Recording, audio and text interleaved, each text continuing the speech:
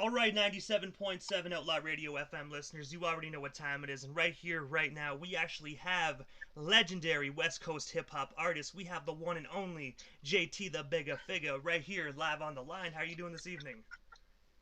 Oh man, I'm happy to be here, man. Happy to be here, man. I appreciate the reach out. Reporting live from Fillmore, Africa.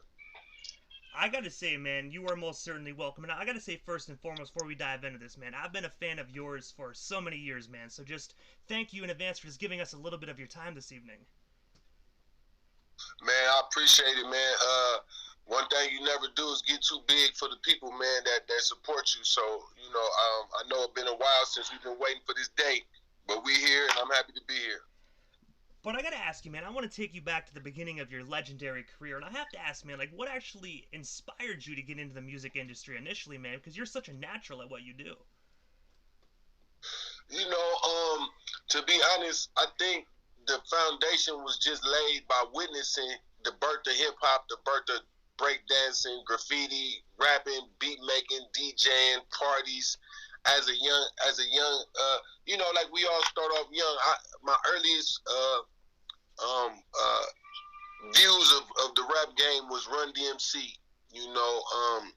Their very first album cover, I think it was 1984. I think I was in let me see. I wasn't in junior high yet. What's that? Elementary. I was in elementary school, and a guy brought the cassette tape to school, and that was my first visions, or my first time seeing something that got to do with the rap game, and it was Run DMC, and then LL Cool J following that, the movie Crush Groove with Russell Simmons and Houdini, what's his name? Curtis Blow, Sheila E. Like these names people don't know right now because that's so long ago, but watching the birth of music videos and MTV come to life and BET come to life, that beginning, NWA, Eazy-E, Dr. Dre, E40, Too Short is from the Bay, first star that one of my guys got to work with, Rapping Forte, 1988. So I think it's just all of that combined, witnessing that, watching it come to life, watching rap movies come to life, and just seeing myself part of it. I seen myself being part of it, and I just, once I found the way to do it, it was really the only way to be part of the industry is be independent first. And I got that from Minister Farrakhan, who always told the black community, quit begging, go make some. Going on to the next question there, man. On September 10th of 1992, so I'm taking you way back there, man, you actually dropped your debut studio album titled Don't Stop Till We Major on Little Daddy Records. I was wondering, man, what was the creative process behind that iconic record? And, of course, how did you actually get connected with Little Daddy Records initially? Well, Little Daddy Records wasn't in existence when I started recording those songs. But as I recorded the songs, I knew a guy in my neighborhood. His name was Don J. And I knew him from the neighborhood. And, he supported my music. And I wanted to get more copies out. This was actually my second project that I was releasing. So I needed to figure out how to get my music out. I did some of the album myself, and then he gave me some money to get some studio time. And I just said I'd do it with him. Lil Daddy Records, Get Low Records. Get Low Records was my label, and his label was Lil Daddy, and we just came together to put that out. So that was in 92, and the creative process was not to use any sample records. That was the key, because RBL Posse had released their album in 92 also, and it had a lot of samples. So Biz Markie, and Rob Bass, these are some older, the older artists from back in the days. they actually got sued, and all their money from their record sales was taken, even though they sold millions of records. So the creative process was not to get sued, and I learned that as a kid, and I learned from RBL Posse that they had actually made money off the album, but they had to pay a bunch of money back through publishing and master licensing per sale. So sales was taken from Black C and Mr. C based upon they use samples. So my creative process for my second project, Don't Stop Till We Major, was not to use any samples and to create all the music with real instruments and drums and keyboards. And I gotta say, man, that's actually really smart to do because not a lot of artists back in the day really had that mindset. A lot, like you said, a lot of individuals were using samples, man. But the fact that you were like, no, man, we want to keep all our money, man, that was a really smart thing to do. And I guarantee you, you're definitely still getting paid off those amazing records today. Yes, still to this day, and the whole purpose was being scared to make some money, and then they come take it from me. Oh, because I used, now I replayed some what do you call it, interpretation of some of those beats, but I might take a bass line, or I might take a riff, or a little keyboard pattern, but I won't sample it. I'll play it myself, and then that's how I was able to use it without having to deal with master owners and publishing and all that type of stuff. And also, as well, in the early 90s, you were a member of the hip-hop group GLP, also known as Get Low Players, man. I was wondering, what's the story behind that iconic group? And, of course, how did you meet the other members? Well, Demo the Youngster is the motivation. He played a big part in me wanting to be a rap artist. His name is Demo the Youngster, and he was in our group. And watching Demo perform for a couple years, not really like professionally or on stage, but more or less in the neighborhood and a crowd of form, and then he'll be rapping. I hadn't yet put any raps together, but he the first person that I knew that was actually writing raps, and in my age group. So when I did my when I did the Don't Stop Till We Major and putting it on the map, that was June 92, and then November was Don't Stop Till We Major. So basically two different projects came out in 92. 93, I focused and took the money that I made so I can build my own studio and record in my own studio.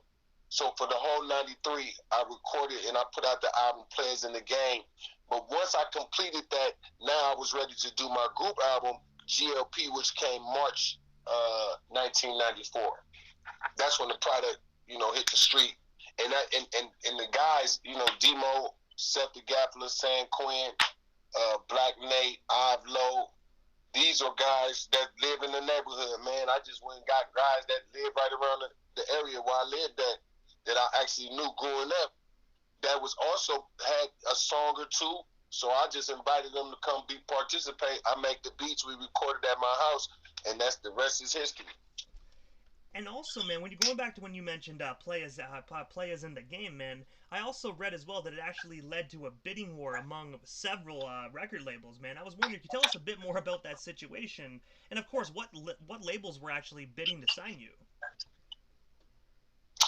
Atlantic Records had reached out to me. Relativity Records had reached out to me. Priority Records had reached out to me. And I went with Priority because it was distribution based. I wanted a label deal like E40. E40 was my example. He did the $3.4 million deal with Jive. So I wanted something similar. I was younger than E40. I didn't have no background in school or business. So I had some level of advantage just knowing that, all right, I want a company deal. But I didn't know how to structure the deal. But Priority Records had a pretty good structure laid out. And I took advantage of what they had to offer. We came together. I didn't have that much success there, but I did achieve going from nobody in 1991 to, by 92 having two albums out. By 93, I put out my best album at that point. by 94, I put out Demo, Sep, San Quinn, GLP. I had like 5, 6 projects I put out in 1 year. That also led to the bidding war because I was a company. I'm a brand, Get Low Records. I'm, JT the Bigga Figga, GLP, Get Low Records. Coming up from scratch, we all started as teenagers. So I do my first major distribution deal with Priority Records. I was 20 years old, turning 21. I was 21 years old when I signed with those people, and I didn't have a manager. I didn't have no big homies and nothing. No, I wasn't with Lil Daddy Records no more. I had really moved on all the way by myself. Everything was by myself. So, I brought the GLP with me, but they didn't have the business background neither, so it was kind of tough for us. Master P and Silk the Shocker and King George and C Murder, those was our running mates on the label, but they was able to capitalize because they had a better background on the business and expanding beyond just your region, your city, or your area. When you leave your comfort zone, that's when you have a better chance to make a bigger impact. Once you hot in your own neighborhood, then the next thing is to go to the next neighborhood, the next city, the next region, so that you could become a national star. And that part I hadn't learned yet. But that's my foundation though, man. The early days of the hip hop, the Tupac, the Biggie Smalls, the Cash Money, the No Limit Records, the next phase of the independent rap game in the 90s, going into the 2000s, that's the 95 era, man. And speaking of that, going into the 2000s, man, yourself and Daz Dillinger of the Dog Pound actually teamed up to create the album titled Long Beach to Fillmore. I was always wondering, man, how did yourself and Daz Dillinger get connected? And of course, what's the story behind that iconic record? Because that's still one of my top 5 albums of all time. Oh, man, thanks a lot, man. I appreciate it. Doing collaborative projects, I was always strong, and that was a strong point for me to network with other artists and producers. And Daz had came to our area up north. He was in Sacramento recording, and someone told me. I had met him a couple of times through Snoop Dogg, so we were familiar with each other. And I went up to Sac to do a song with him, and then he had let me know that he was going to be there for a few days. So, he was pretty much available, and I told him about a guy who wanted to do a project for a whole album. And, that we can get us some money together right now to make a project for this guy, said at Black Market Records and Zaire over at D1A Records. So between those two companies is where I was able to do the, bring our project that we recorded. Shout out to Sean T, the producer from East Palo Alto in the Bay Area. He made the beats. And we ended up doing 2 projects, one called Long Beach to Fillmore, the other one was called Game for Sale. And between them 2 projects right there,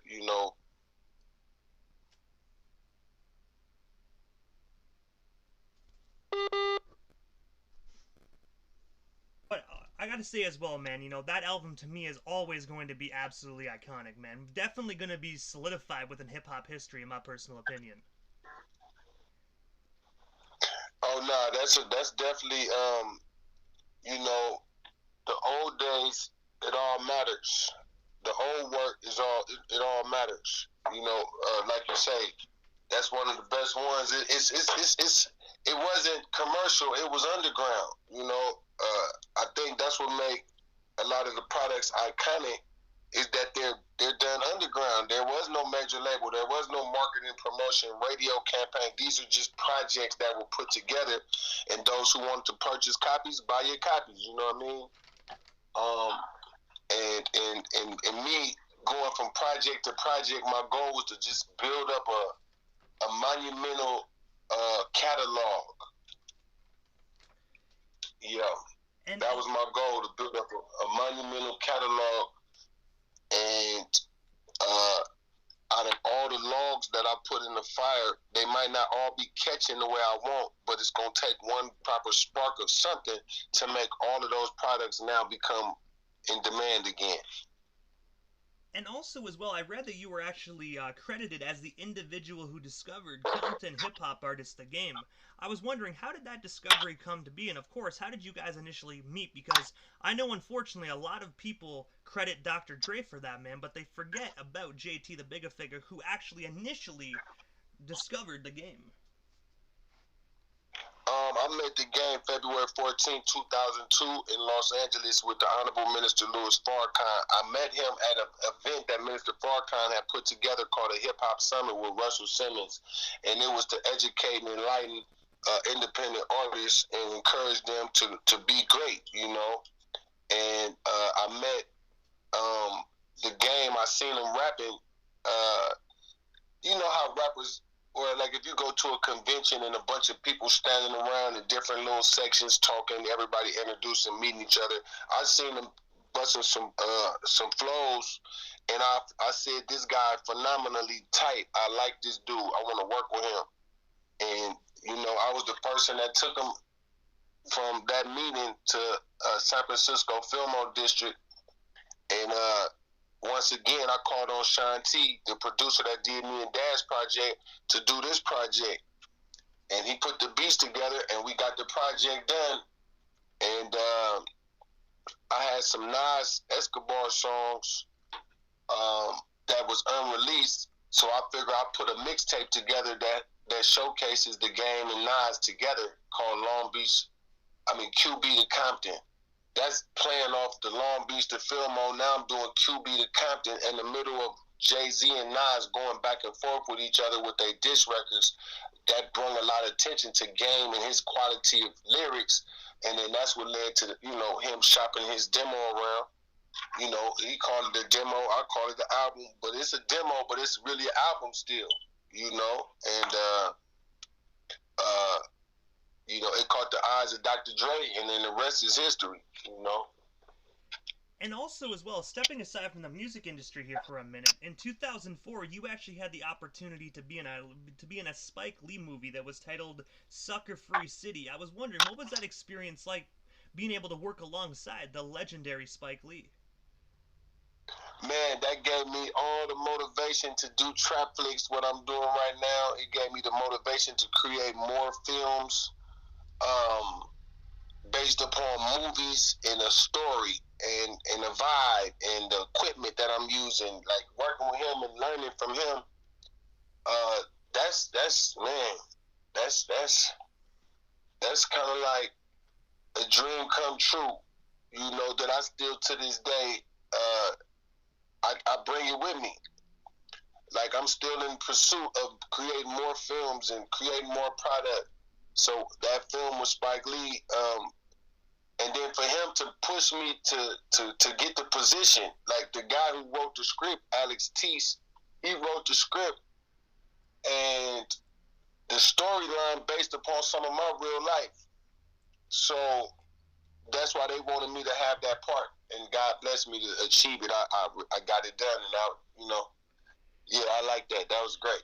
That was a good experience and good teaching. I got to see what it's like to work with a master filmmaker. And also, as well, man, in 2014, you actually directed and starred in the movie titled The Independent Game. I gotta ask you, what made you actually decide to venture into the movie directing side of things? And of course, how did that film come to be for you? Because I gotta say, that film, in my personal opinion, is absolutely phenomenal. You have tons of appearances from individuals like Snoop Dogg to a whole bunch of other legendary West Coast hip-hop artists. That film came about by me moving to Atlanta, Georgia in 2010. The film, basically, they have a film market down there that nobody had taken advantage of. So I was able to utilize a market that wasn't being properly addressed as a filmmaking location. Like Atlanta known more for music, not for independent films.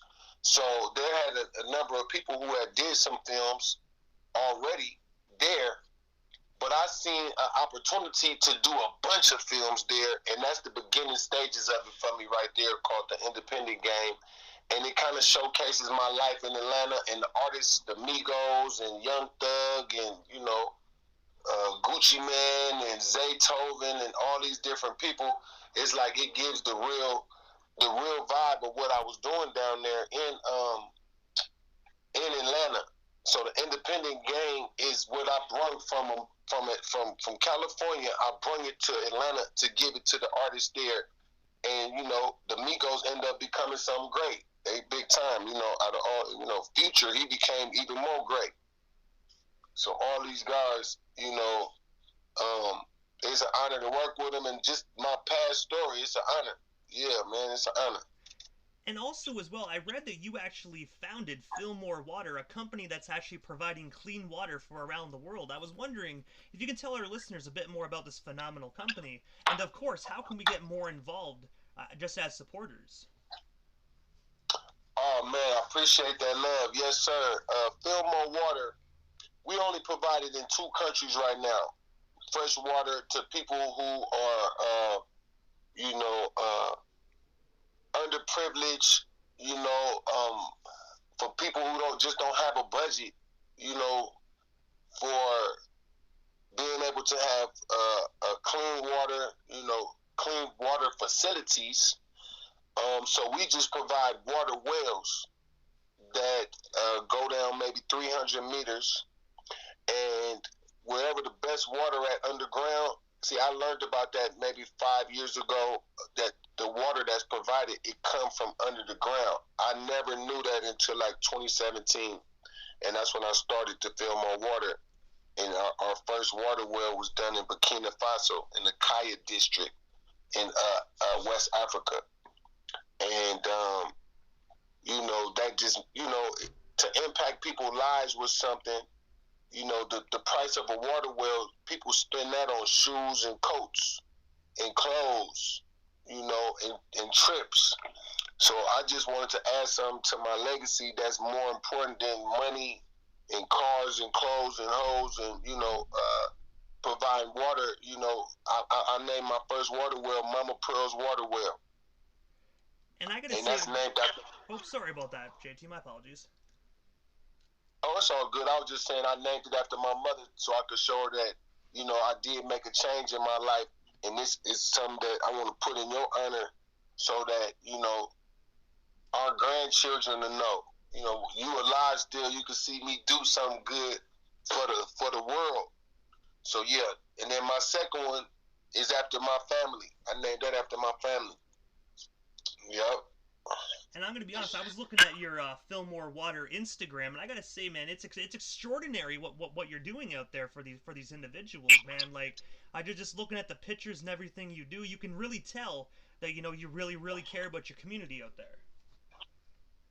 Yeah, coming from the Fillmore district in San Francisco, as great as a neighborhood, it was still a struggle in a way where, it's the struggle you see and it's the struggle you don't see. And coming from, I come from a good family, I would say. My family wasn't criminals and drug addicts and drug dealers and robbers and, but the struggle of growing up as a young black man in the inner city of San Francisco, you almost feel like you're gonna have to work extra hard to get anywhere because nothing is easy. There is no easy way out of the environment. School, your family rich, your family got money or something that helps you to escape the environment. But most of us didn't have no escape route except for a grandma that lived in another city, place a family member that we can go to their house on weekends to stay out of trouble. But for the most part, the trouble was always available. So making it through what I made it through by God's grace and permission, in San Francisco, all of them years in the Bay Area and just America. Coming to Africa, 2019, I came here October 7th, 2019 is when I came to Africa and left America.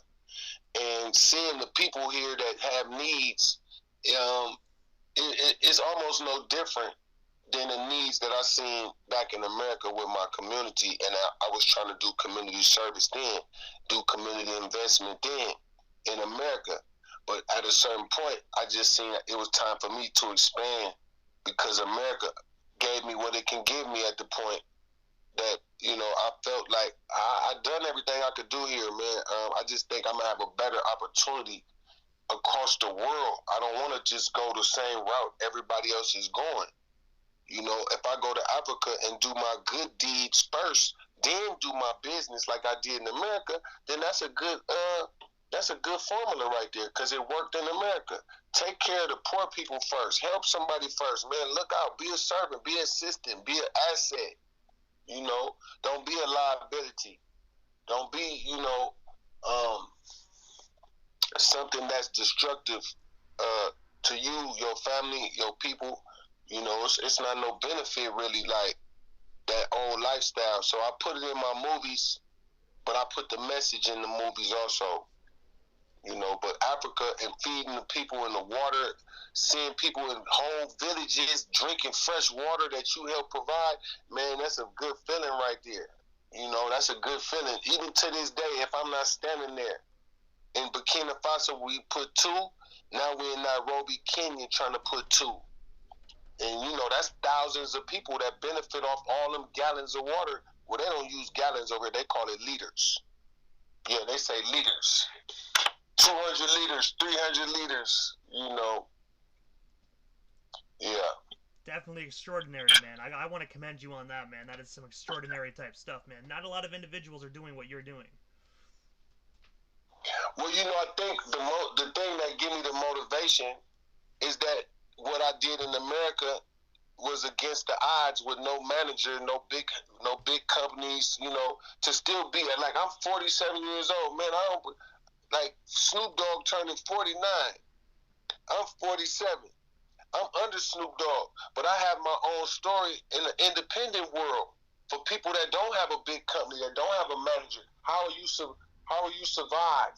You know, I mean, how are you still relevant all this time later?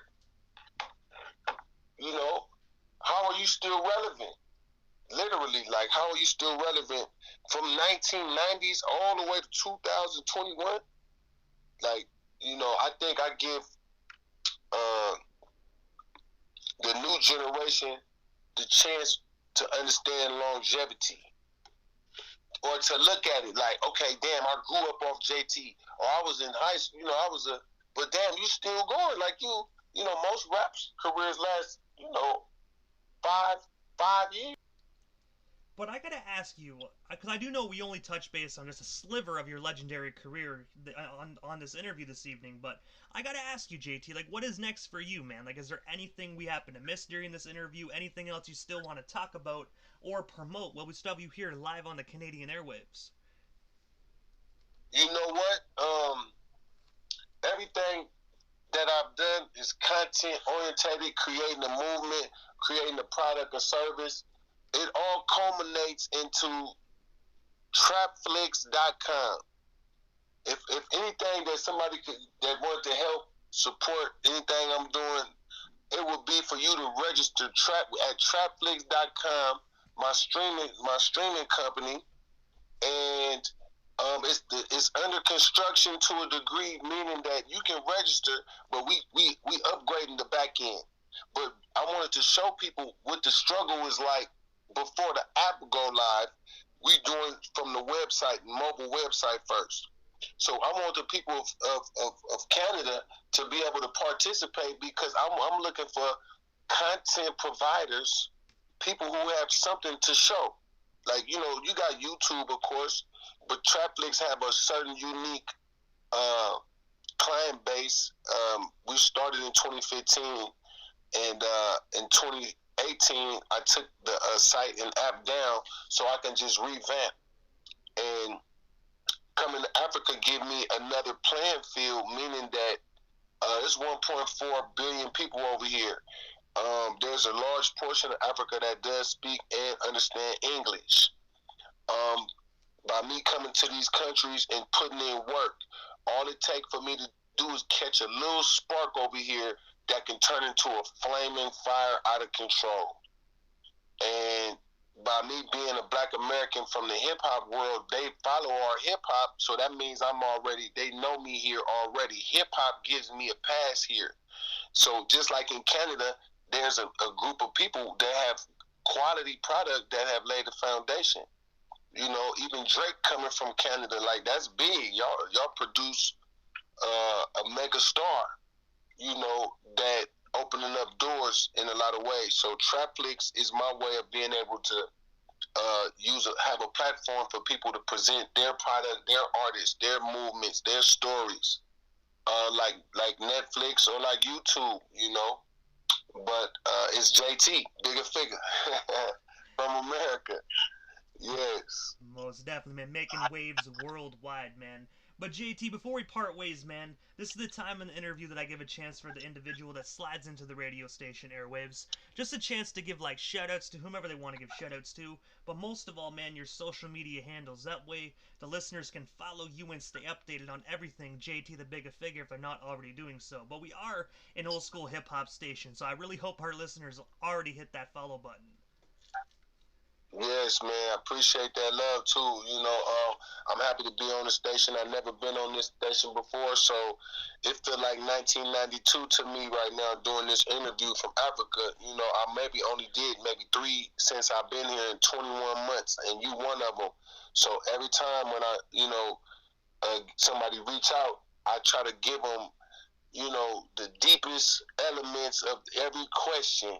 You know what I mean? So I hope I gave a good insight on all the questions that you know, presented to me, and that the viewers that don't know my story, I hope I was able to, you know, give them the paint the picture that that's the most clearest is what I'm trying to say. I don't want to, you know. I don't want to ramble with it, but I know talking to my people in Canada, I never talked to y'all, but I wanted to make sure I painted a vivid picture, so hopefully they got it. You know.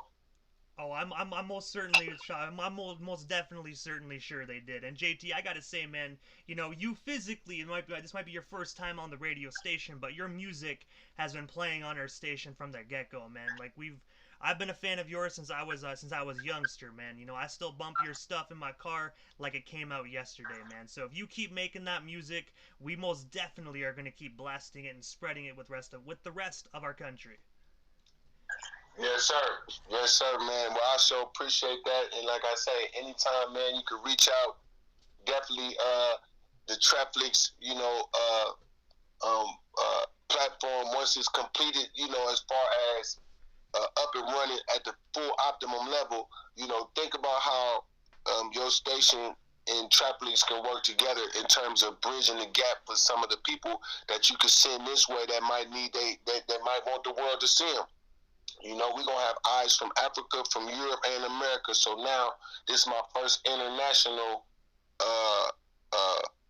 blueprint, but I'm using Trapflix as my way to bridge the gap across all color lines, all religious lines, all age lines, visuals, Trapflix, promotion of music, movies, you know, where they can find all my movies at. But I'm not the only one with movies. It got to be some people out there in Canada with some movies that they don't know yet, that people ain't really familiar with. So let's just keep ourselves connected so that we'll be able to, you know, make some of these things happen as time goes on. Yes, sir. Most definitely, man. That sounds great to me. It works out perfectly. Okay, man. Well, God bless, man, and shout out to my people in Canada, man. Y'all keep going, man. Outlaw Radio, man, to the top. Let's keep going. You already know, JT. Thank you so much, man, and have yourself a wonderful, wonderful night, man. We most definitely shall talk soon. Thank you so much. All right, man. Peace.